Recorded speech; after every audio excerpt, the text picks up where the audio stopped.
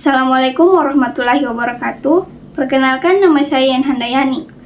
Pada kesempatan ini, saya akan menjelaskan bagan perimbangan keuangan antara pemerintah pusat dan daerah.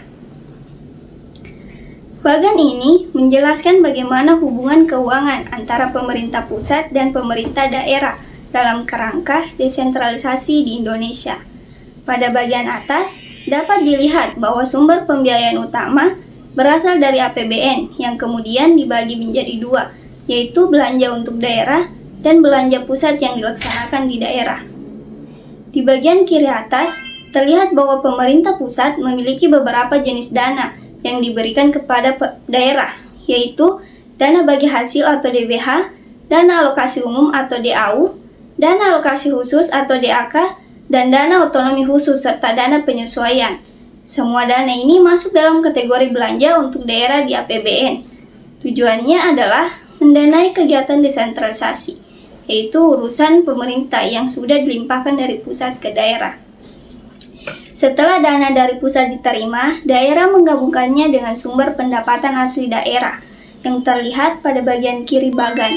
Sumber tersebut meliputi pendapatan asli daerah atau PAD seperti pajak, retribusi, laba BUMD, dan lain-lain pendapatan yang sah. Selain PAD, terdapat juga DAPER, yaitu dana perimbangan lainnya, serta berbagai penerimaan lain. Semua pendapatan ini kemudian menjadi pendapatan daerah yang masuk ke dalam APBD. Pendapatan yang sudah terkumpul ini digunakan untuk membiayai belanja daerah. Belanja daerah terbagi menjadi dua kategori besar, yaitu belanja operasional seperti belanja pegawai, belanja barang, dan pengeluaran lainnya, serta belanja modal yang digunakan untuk pembangunan fisik dan pengadaan aset.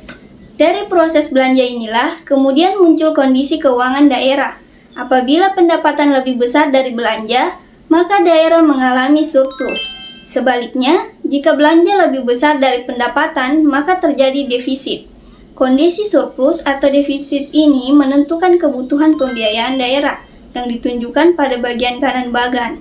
Pembiayaan tersebut bisa berasal dari berbagai sumber seperti pinjaman daerah, penerbitan obligasi daerah, penggunaan silpa, atau pembiayaan lainnya. Di sisi lain, pemerintah pusat juga tetap menjalankan belanja yang dilaksanakan di daerah melalui mekanisme dekonsentrasi dan tugas pembantuan, serta dana vertikal.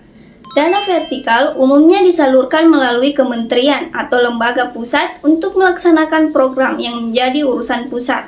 Dua mekanisme ini mendanai kegiatan yang berada di luar urusan desentralisasi, sehingga meskipun dilaksanakan di daerah, pengelolaannya tetap berada di bawah pemerintah pusat.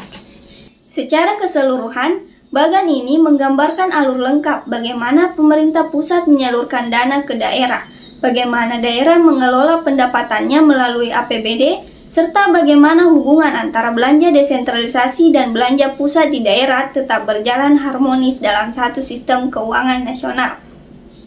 Mungkin itu saja yang dapat saya sampaikan. Wassalamualaikum warahmatullahi wabarakatuh.